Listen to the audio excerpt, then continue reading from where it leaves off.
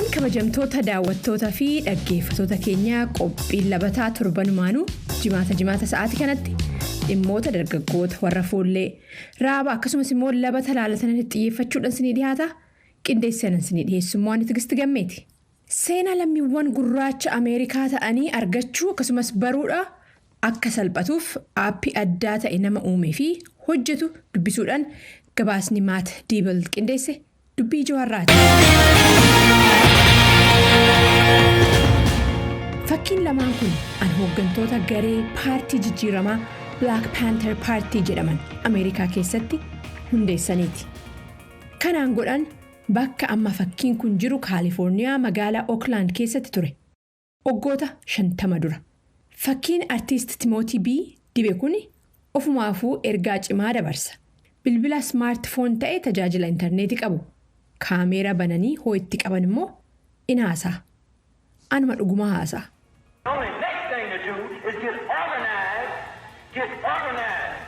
Wanni itti aansee hojjetamuu qabu gurmaa'uudha. Gurmaa'uu jedha asirratti.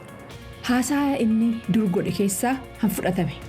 Bu'uureessaan dhaabbata Black Terminus AR jechuunis dhaabbata waan kana hojjechaa jiru Damon McDuffie teekinooloojii AR jechuunis Augmented Reality Technology jedhamu fayyadamuudhaan fakkii kana akka dubbatu godhaa jedha.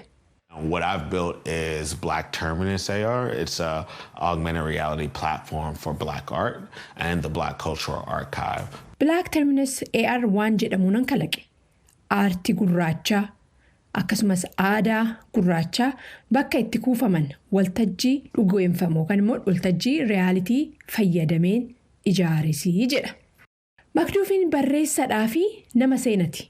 Seenaa lammiiwwan Ameerikaa hidda dhalata Afrikaa qabanii namni salphumaan argachuu akka danda'u irratti hojjechaatis jira.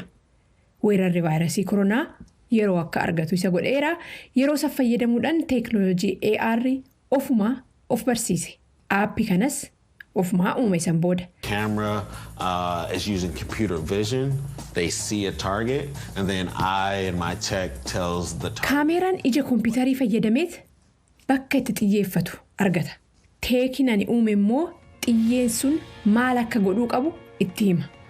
Jechuunis suura kana yeroo argite viidiyoo as jiru kana taphachiisaa jechuudha. Yeroo ammaa kana Makduufiin buufatoota seenaa paartii Black Panther ta'anii magaalaa Oakland keessatti hojii jalqabsiisus kuni garuu waan jalqabaatii jedha. Namoonni kaanis AR ofii akka jalqaban qarqaarutti seeneera. Fakkeenyaaf kana barattoota Taanzaaniyaa wajjin hojjete. Marsariitii isaarratti namoota teekinooloojii AR kana ofii ijaaruu baruu barbaadaniif wantoota barbaachisan hunda maxxanseefera. My dream is to have these, archival photos of people in different neighborhoods. Abjuun kiyya kana kuusaa suuraawwanii andurii namoota naannoowwan hundarraa akka kanaan walitti qabu. Suuraa akka of akaakayyuu keetii banuu malta. Kana fayyadamtee waan isaan godhanillee amma tokko agarsiisuu dandeechaa jedha. Dhaabbanni miidiyaa hawaasummaa Twitter hoogganaa haaraa akka filate beeksiseera.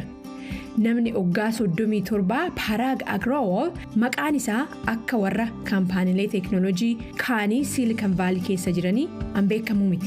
Nama duubumaan hojii hojjechaati ture. Hojii hooggansa Twitterii sadarkaa olaanaa kana. Siyaasni isaa yeroodhaan jijjiiramu kana fudhates hoogganaan Twitterii CEO jechuudha duraanii Jack Dorsey erga hojicha gadhiisee booda.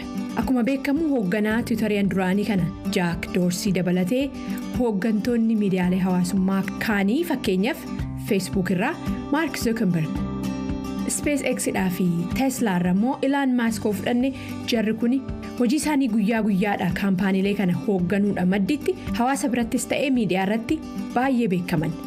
Agrawal garuu reefu nama gara ija hawaasatti dhufee jechuudha. Parag Agrawal namni beekumsa teekinooloojii addaa qabuu fi hawaasa birattillee baay'ee hin beekamne kun gara hooggansaatti dhufuusaa namoota kaampaanii kana deeggaran hedduu biratti waan barbaadamaa ture jedhameera.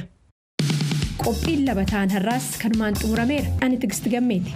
Nagahan.